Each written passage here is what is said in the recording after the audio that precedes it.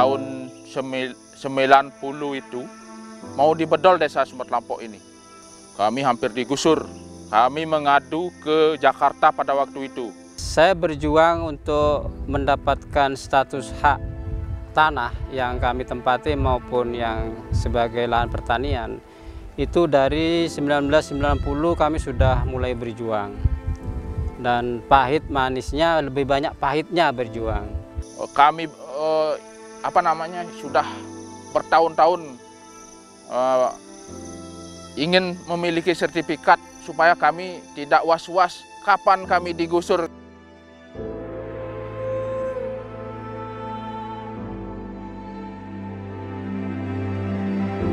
Kalau bicara soal hidup dan penghidupan manusia, tanah adalah muaranya.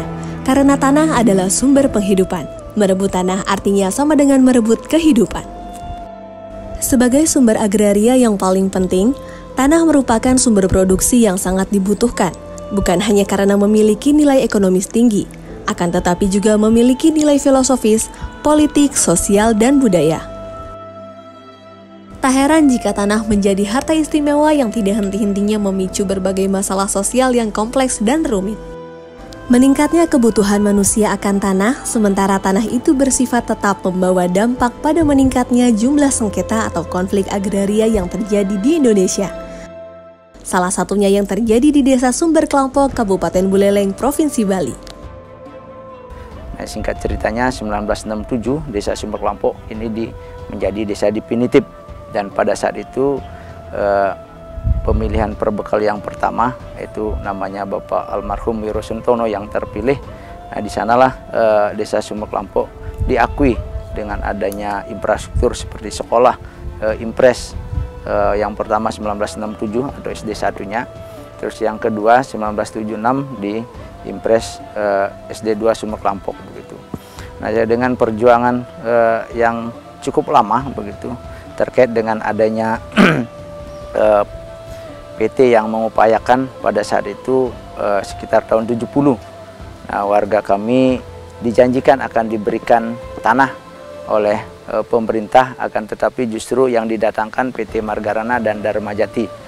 Nah, dengan singkat cerita bahwasanya tahun 90 itu ada surat SK dari Bapak Gubernur tentang bedol desanya.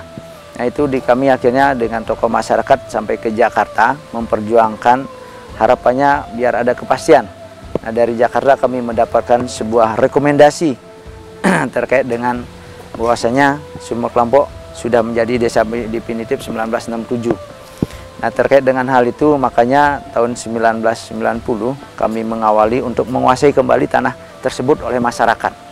Nah, tanah tersebut dikuasai termasuk hasilnya sudah diupayakan oleh masyarakat begitu. Dan kami terpilih selaku kepala desa di Desa Sumber Kelampok 2013. Nah, kembali kami memperjuangkan dengan para tokoh sampai ke Jakarta pula.